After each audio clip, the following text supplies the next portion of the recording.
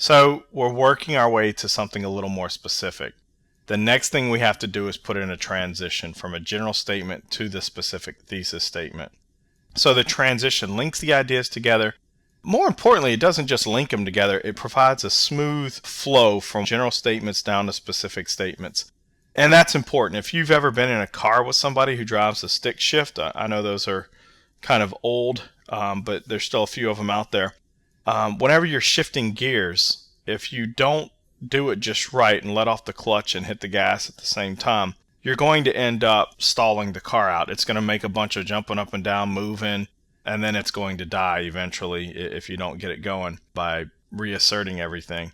So the transition is similar to that. You don't want to just smack here's some general statements, bam, here's my thesis.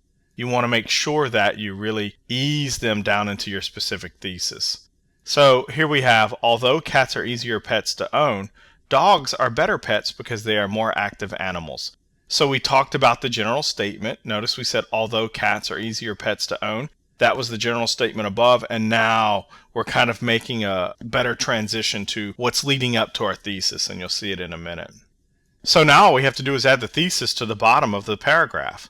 Dogs are better than cats because they will play with people, will protect owners, and will learn tricks. That's our thesis. So now let's take a look at what this is going to look like.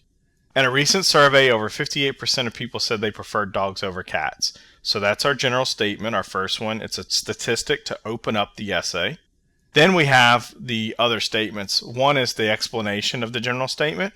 Many people in the survey who preferred cats said that cats were easier to own. Now we have our transition statement, although cats are easier pets to own. And notice what we did here. We took this, although cats are easier pets to own, straight from this statement. So we're kind of taking this old statement and we're going to go with a newer one. Although cats are easier pets to own, dogs are better pets because they are more active animals. And then our thesis. Dogs are better than cats because they will play with people, will protect owners, and will learn tricks. So that's it broken down. General statement, explain the general statement, then you have a transition to your thesis, then you have the thesis. So it's kind of a four-part fail-proof way to write an introduction. So let's take a look at it as it's all put together. In a recent survey, over 58% of people said they preferred dogs over cats. Many people in the survey who preferred cats said that cats were easier to own. Although cats are easier pets to own, dogs are better pets because they are more active animals. Dogs are better than cats because they will play with people, will protect owners, and will learn tricks. Now you've written a really nice introduction to get this essay going. You started out with a general statement, a statistic, and again, you could have used a quote. You could have used anything up there that we talked about. And then you went from that specific statistic down to many people in the survey who preferred cats said that cats were easier to own. We kind of explained our statistic a little bit, or at least the other side of it. And then we had this transition sentence, although cats are easier pets to own, dogs are better pets because they are more active animals. And then we had our specific thesis statement. Dogs are better than cats because they will play with people, will protect owners, and will learn tricks.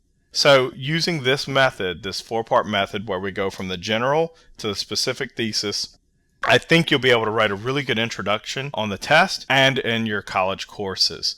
So if you didn't quite get everything, as always, go back, look at it again, run through it, take a look at it, and then see if it works for you and see if you can just play around with it and write a really good introduction.